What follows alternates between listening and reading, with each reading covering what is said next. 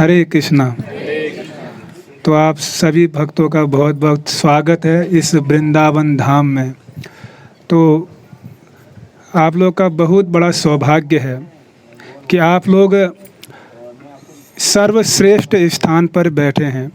विशेषकर गौड़ीय संप्रदाय में इस स्थान को सर्वश्रेष्ठ स्थान माना गया है। तो आप लोगों ने बरसाना धाम श्रीमती राधा रानी का दर्शन किया श्रीधाम बरसाना में। तो वृषभानुपुर ठाकुर भक्ति विनोद वर्णन करते हैं कि वृषभानुपुर जन्म हईब जावट विवाह हईब ब्रज गोपी भाव हईब स्वभाव आन भावन रहीब। तो हमारे गौड़ीय संप्रदाय के महान आचार्य श्रील भक्ति विनोद ठाकुर इच्छा व्यक्त करते हैं कि वृषभानुपुर में मेरा जन्म हो, बरसाना में। बरसाना का नाम क्या है? वृषभानुपुर, क्योंकि वृषभानु महाराज जी ने उस स्थान को बसाया था। तो भक्ति विनोद ठाकुर क्या कामना करते हैं? वृषभानुपुर जन्म हईब, कि मेरी जन्म जन्मांतरों में यही कामना है कि वृषभानुपुर में मेरा जन्म हो और विवाह कहाँ पर हो? जावट में। कहाँ पर? जावट, जहाँ राधा रानी जाती हैं, उनकी सखियाँ ललिता इत्यादि। और कौन सा भाव प्राप्त हो? ब्रज गोपी भाव हईब स्वभाव, जो ब्रज का गोपी भाव है, जिस भाव से गोपियों ने कृष्ण की उपासना किया था, कृष्ण की भक्ति की थी, उन्हीं गोपियों का जैसा भाव मुझे प्राप्त हो। और मैं कोई भाव नहीं चाहता हूँ, आन भावन रहीब, और मेरी अन्य कोई भाव प्राप्त करने की कामना नहीं है। ये कौन वर्णन कर रहे हैं? श्रील भक्ति विनोद ठाकुर, जो सप्तम गोस्वामी हैं गौड़ीय संप्रदाय में। तो बरसाना में जो हम दर्शन करने जाते हैं, तो हमको ऐसे आचार्यों के इन भावों को स्मरण करना चाहिए, क्योंकि धाम का दर्शन हम इन आँखों से नहीं कर सकते हैं, इन भौतिक नेत्रों से नहीं कर सकते हैं। धाम में आप आए होंगे तो आपने क्या देखा, क्या दर्शन किया?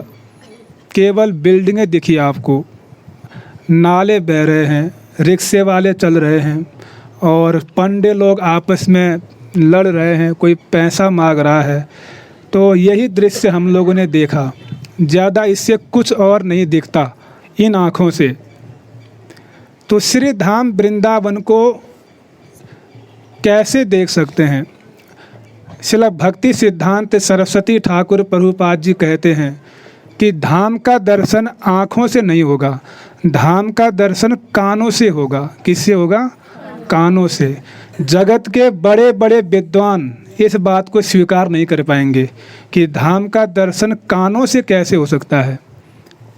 जब श्रवण करेंगे धाम की महिमा को, धाम के विषय को, तो श्रवण के माध्यम से, कानों के माध्यम से हम इस धाम का दर्शन कर पाएंगे। हमारी दृष्टि बदल जाएगी धाम को देखने की। तो इसीलिए वृंदावन धाम, बरसाना धाम, नंदगांव इत्यादि, टेर कदम्ब इत्यादि जब दर्शन करते हैं तो स्वतंत्र रूप से हम दर्शन नहीं कर सकते हैं। आप अपने मन से आए और दर्शन करके निकल गए तो वो दर्शन नहीं कहलाएगा, वो केवल पुण्य हो जाएगा। पुण्य कार्य किया आपने, थोड़ा बहुत आपको सुकृति मिल जाएगी, क्योंकि वैसे तो कई प्रकार के लोग यहाँ पर आ रहे हैं और घूम के चले जाते हैं, तो केवल यही बोलते कि हम टेर कदम दर्शन करके आ गए, तो वास्तव में दर्शन नहीं किया। दर्शन क्या होता है? दर्शन का अर्थ होता है कि यहाँ की महिमा को हम कितना समझे और उस महिमा को श्रवण करके उन भावों को प्राप्त करने की कामना कितनी हमारे हृदय में प्रकट हुई, तभी तो दर्शन करना हुआ। नहीं तो केवल घूम के चले गए तो वास्तविक लाभ हमको नहीं मिलेगा। इसीलिए भक्ति विनोद ठाकुर वर्णन करते हैं कि गौर अमार जे सब स्थाने करिया भ्रमण रंगे, से सब स्थान हेरिबे आमी प्रणय भकत संगे। कि चैतन्य महाप्रभु और उनके भक्तजन जिन जिन लीला स्थलियों में जाते हैं, मैं भी उन लीला स्थलियों का दर्शन करूँगा। किनके अनुगत्य में? प्रणयी भक्त संगे, जो प्रेमी भक्त हैं, जो भगवान को प्राप्त कर चुके हैं, जो उस धाम की महिमा को समझते हैं, ऐसे भक्तों के अनुगत्य में मैं धाम का दर्शन करने जाऊंगा। उनके मुखार बिंद से जब धाम की महिमा को श्रवण करूंगा, तब यथार्थ में मेरा धाम दर्शन करना होगा, नहीं तो नहीं होगा। तो प्रणयी भक्तों के संग में दर्शन करना है। तो बरसाना धाम बहुत श्रेष्ठ धाम है। वराह पुराण, पद्म पुराण में वर्णन दिया गया कि ब्रह्मा जी की बड़ी तीव्र इच्छा हुई हृदय में कि मैं राधा कृष्ण की दिव्य लीलाओं का दर्शन करना चाहता हूँ। विशेषकर झूलन, या जो झूलन लीला होती है राधा कृष्ण की, ऐसी दिव्य लीलाओं का दर्शन करना चाहता हूँ। ये ब्रह्मा जी के हृदय में इच्छा प्रकट हुई। तो उन्होंने भगवान कृष्ण की बहुत आराधना किया और भगवान कृष्ण प्रसन्न हुए और उन्होंने ब्रह्मा जी को वरदान दिया कि आप ब्रज में जाइए, बरसाना में जाइए और पर्वत के रूप में विराजमान हो जाइए। किस रूप में? पर्वत के रूप में। तो ब्रह्म पर्वत, जिस पर्वत के ऊपर राधा रानी का मंदिर है, वो क्या है? ब्रह्म पर्वत। और उसी पर्वत में राधा कृष्ण ने अपनी दिव्य लीलाएं संपन्न किया। तो ब्रह्मा जी को ये सौभाग्य मिला। और दूसरा नंदीगांव, नंदगांव, नंदीश्वर पर्वत। तो शिव जी की कामना हुई, शिव जी की इच्छा हुई कि मैं भगवान कृष्ण की बाल लीलाओं का दर्शन करना चाहता हूँ। तो भगवान कृष्ण ने अपनी बाल लीलाएं, माखन चोर लीलाएं नंदगांव में किया था। तो नंदीश्वर पर्वत, शिव जी जो हैं पर्वत के रूप में यहाँ पर विराजमान हो गए और उसी नंदीश्वर पर्वत के ऊपर नंद भवन विराजमान है। तो भगवान कृष्ण ने अपनी बाल लीलाएं संपन्न किया इस स्थान पर और शिव जी पर विशेष कृपा किया। तो नंदगांव का आप लोगों ने दर्शन किया और दर्शन करते करते आप लोग टेर कदम्ब पर आए हो। कहाँ पर आए हो? टेर कदम्ब। टेर कदम्ब बहुत श्रेष्ठ स्थान है, विशेषकर गौड़ीय वैष्णव के लिए, जो रूप गोस्वामी के विचारों पर चलते हैं, जो अपने आप को रूपानुग वैष्णव कहते हैं। उनके लिए यह स्थान बहुत ही महत्वपूर्ण है। रूप गोस्वामी के जो अनुयायी हैं, अगर वो इस स्थान पर नहीं आते हैं तो हम उनको रूपानुग वैष्णव नहीं कह सकते हैं। क्यों? क्योंकि रूप गोस्वामी जी ने इसी स्थान पर रहकर भजन किया था। क्या किया था? भजन। और यहीं पर उन्होंने कई ग्रंथ लिखे। भक्ति रसामृत सिंधु ग्रंथ भी उन्होंने यहीं पर संपन्न किया और न जाने कैसे अनेक ग्रंथ उन्होंने यहाँ पर संपादित किए। तो रूप गोस्वामी जी की जो लेखनी थी, रूप गोस्वामी के जो विचार थे, उनका जो कवित्व था, उसकी बड़ी विशेषता थी। जब रूप गोस्वामी जी विरह के पद लिखते थे, राधा कृष्ण के विरह के पद लिखते थे, तो पेड़ों में जितनी पत्तियां थी, हरी हरी पत्तियां, वो सूख जाती थी और नीचे गिर पड़ती थी इस स्थान पर। और जब रूप गोस्वामी राधा कृष्ण से संबंधित मिलन के पद लिखते थे, तो नए नए कोमल कोमल हरे हरे पत्ते फूल पेड़ों में प्रकट हो जाते थे। तो ऐसी रूप गोस्वामी की लेखनी की महिमा।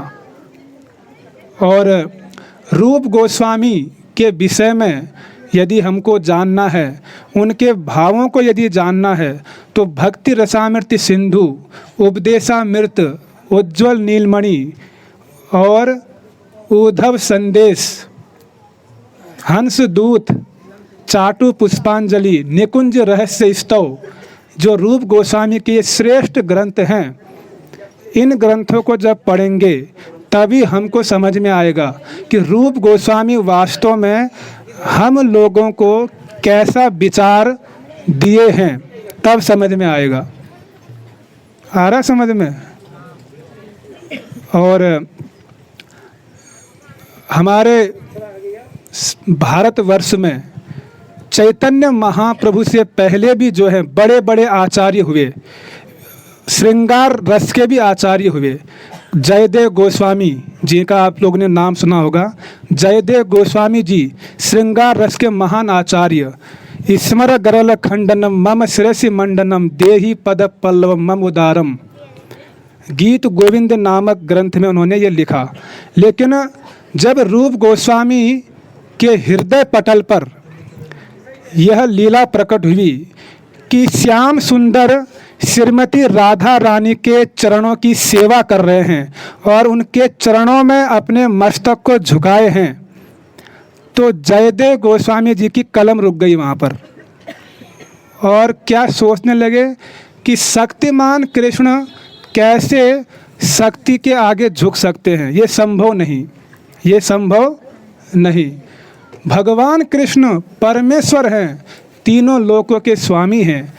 परमेश्वर कृष्ण कैसे श्रीमती राधा रानी की चरणों की सेवा कर सकते हैं, ये संभव नहीं। उन्होंने क्या कर दिया, लेखनी छोड़ दी वहीं पर, कलम रुक गई उनकी, नहीं झुका सके। कृष्ण को राधा रानी के चरणों में जयदेव गोस्वामी नहीं झुका पाए और स्नान करने चले गए। बाद में स्वयं कृष्ण जयदेव गोस्वामी के रूप में आए और उन्होंने फिर वो पद लिखा, स्मर गरल खंडनम मम शिरसि मंडनम देहि पद पल्लव मम उदारम। हाँ, मैं श्रीमती राधा रानी के प्रेम के वशीभूत होकर उनके चरणों में झुकता हूँ, उनकी सेवा करता हूँ। इसीलिए सेवा कुंज नाम पड़ गया वृंदावन में। रसखान जी पूरे वृंदावन को भ्रमण किए, कृष्ण कहीं नहीं मिले। अंत में कहाँ पर दर्शन हुए, सेवा कुंज में। क्या लिखते हैं, देखियो दूर वह कुंज कुटीर में बैठ पलोटत राधिका पायन। ये रसखान जी कहते हैं कि मैंने क्या देखा, दूर कुंज में कृष्ण राधिका जी के चरणों को दबा रहे हैं। तो सेवा कुंज। तो जयदेव गोस्वामी श्रृंगार रस माधुर्य भाव के इतने कवित्व, गीत गोविंद लिखा, बासंती रास लीला का वर्णन किया, लेकिन उनकी लेखनी भी एक जगह जाकर रुक जाती है। लेकिन हमारे रूप गोस्वामी का विचार देखिए आप, रूप गोस्वामी की लेखनी देखिए आप, उनकी लेखनी नहीं रुकती है। रूप गोस्वामी की लेखनी कितनी श्रेष्ठ कि वो निसंकोच होकर कृष्ण को राधा रानी के चरणों में ही नहीं झुका रहे हैं, जो राधा रानी की किंकरियाँ मंजरियाँ हैं उनके चरणों में कृष्ण को झुका देते हैं।